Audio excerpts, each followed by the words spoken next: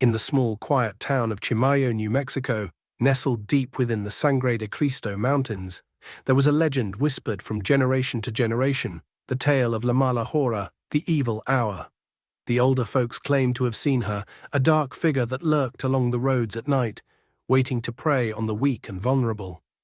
They said she only appeared during the darkest hours, just before dawn, when the veil between the living and the dead was thinnest. Miguel, a skeptical young man in his 20s, grew up hearing these stories but never believed in them. To him, they were just superstitions, tales told to keep kids from wandering too far at night. So one cold autumn evening, Miguel decided to test the legend. He planned a solo drive through the winding roads of the countryside, well past midnight, with nothing but his truck's headlights and the stars to guide him. The sky was pitch black as Miguel left town, the moon hiding behind thick clouds. The air felt heavy, a creeping chill that settled deep into his bones. He drove for miles along the empty road, the sound of his engine the only company he had. The land was vast and desolate, the kind of quiet that made the mind play tricks.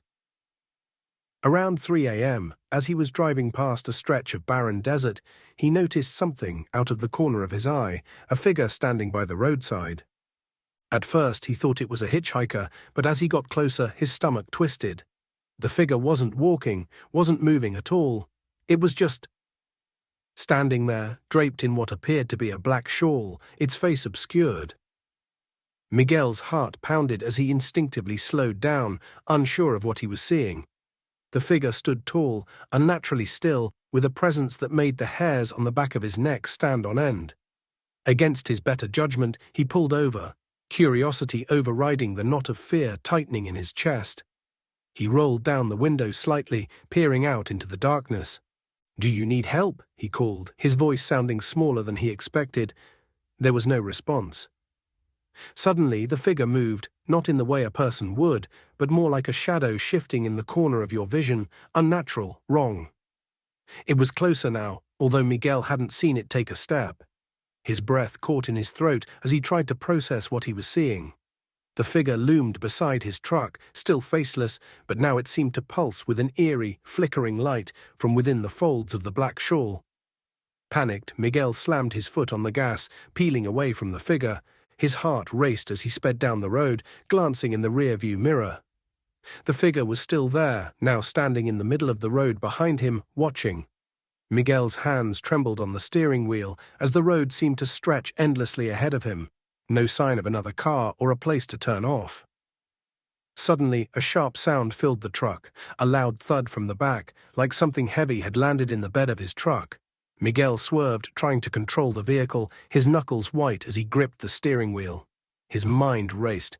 What was that? Did something or someone jump into the back? He pulled the truck to the side of the road, but this time he didn't get out. Instead, he reached into the glove compartment for the small flashlight he always kept there. Shining the light into the rear-view mirror, he tried to see the bed of the truck. At first, he saw nothing, but then, slowly, a shadow shifted in the back. Something darker than the night itself, moving ever so slightly. Miguel's chest tightened, and the flashlight flickered out, plunging him into total darkness. He heard breathing now, heavy and ragged, but it wasn't coming from him. It was behind him. In a split second, the temperature inside the truck dropped, his breath visible in the sudden cold. The windows fogged up, and on the glass a single word appeared, written by an unseen hand. Mia. Mine. Terror gripped Miguel as he felt something cold brush against the back of his neck, icy fingers that seemed to crawl up his spine. He scrambled to turn the key in the ignition, the engine roaring to life as he sped down the road, his hands shaking uncontrollably. But the figure didn't stay behind. As he drove, he felt its presence growing closer, the cold wrapping around him like a deathly embrace. And then, in the passenger seat beside him, he saw her. The woman in black, her face still hidden, but her eyes glowing with an unnatural light, bore into him. Her mouth twisted into a smile, not of joy but of hunger, pure and ancient. Miguel screamed, the sound lost in the roar of the wind as the truck skidded off the road. His vision blurred as the truck flipped, metal screeching against the desert floor before everything went silent. When the townsfolk found Miguel's truck the next morning, it was overturned, crushed beyond recognition. But there was no sign of Miguel. The doors were locked from the inside, and the truck bed was empty. Some say he was taken by La Mala Hora, claimed in the evil hour. Others say his spirit now roams those same desolate roads, a warning to those foolish enough to travel alone at night. The only clue left behind was a single word scrawled in the dust on the shattered windshield: Mia.